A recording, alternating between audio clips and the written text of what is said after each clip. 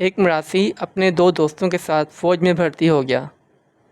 6 مہینے گزرنے کے بعد تینوں کو اپنے گھر کی اور گاؤں کی یاد ستانے لگی، تو تینوں نے سوچا کیوں نہ چھٹی لے کر گاؤں کا چکر لگایا جائے اور حال احوال معلوم کیا جائے۔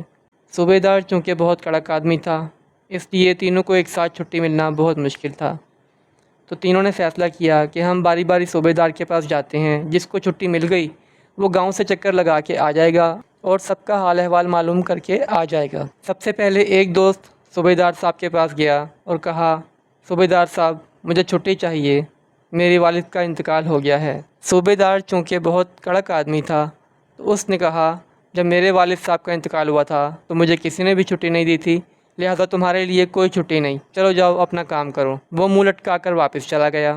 اب دوسرے دوست کی باری آئی۔ وہ چھٹی مانگنے صوبیدار صاحب کے پاس گیا اور صوبیدار صاحب سے عرض کی، صوبیدار صاحب مجھے گھر جانا ہے، میری والدہ فوت ہو گئی ہیں، چھٹی چاہیے۔ صوبیدار نے کڑک آواز میں کہا، کوئی چھٹی نہیں ملے گی، میری والدہ کے انتقال پر مجھے کسی نے چھٹی نہیں دی تھی، لہٰذا چپ چاپ جا کے اپنا کام کرو۔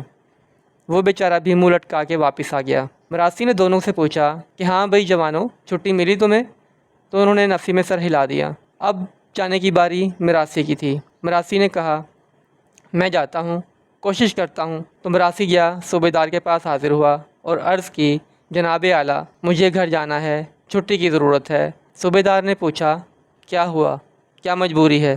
مراسی نے انتہائی عاجزانہ لہجے میں کہا، سر میری بیوی گھر سے بھاگ گئی ہے۔ صوبیدار ہکا بکا مراسی کی شکل دیکھنے لگ گیا کہ اب میں اسے کیا جواب دوں، اس نے یہ کس طرح کی بات کی، لہٰذا اسے چھٹی دینی پڑی۔